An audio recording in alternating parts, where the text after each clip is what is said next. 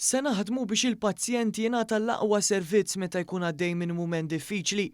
Sostna dan id-deputat Prim Ministru u Ministru għas-Saħħa Ian Borg waqt li ġie intervistat minn Dr. Amanda Spiteri Grek fil-programm X-Ray li jixxandar fuq One. U tkellem dwar dan brabta mal-portafoll il-ġdid u importanti illi jingħata wara l-elezzjoni ġenerali li għaddiet dak tas-saħħa. Il-pazjent fl-aħħar mill-aħħar jaħdem ħajtu kollha u jixtieq illi jingħata l-aqwa servizz meta għaddej minn mument diffiċli. U għandek workforce li tagħti qalba u ħajjita biex tkun ta' kura għan-nies. Imma fl-istess ħin għandhom sfidi amministrattivi, sfidi ta' riżorsi illi ħabtu wiċċhom magħhom ta' kuljum.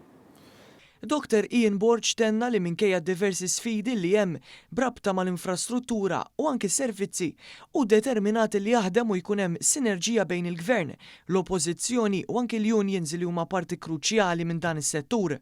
Mater Dei hija l-qalb tas-settur. Iżda din il-qalb kemm tiflaħ.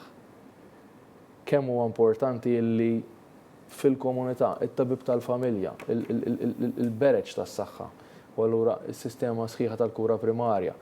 Imma mbagħad għandek oħrajn illi ovvjament huma kruċjali, jekk hux is-saħħa mentali, jekk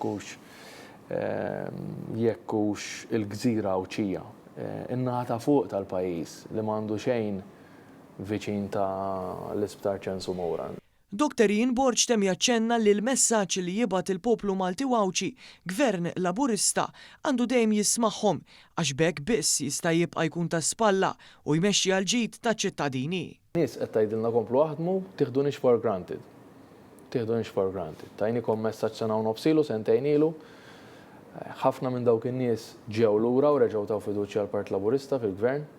Jien konvint illi meta nara il-kabinett, il-grupp parlamentari, u nies oħra li l-inmi grupp parlamentari, il-ħeġġa li għandhom x'jaħdmu, issa rridu nsibulhom aħna anke l-post fejn jagħtu l-aħjar tagħhom, dan il-partit jista' jibqa' fuq kollox imexxi għall-aħjar tal-poplu Malti Wawċi u tal-pajjiż, imma jista' jibqa' wkoll jirba'.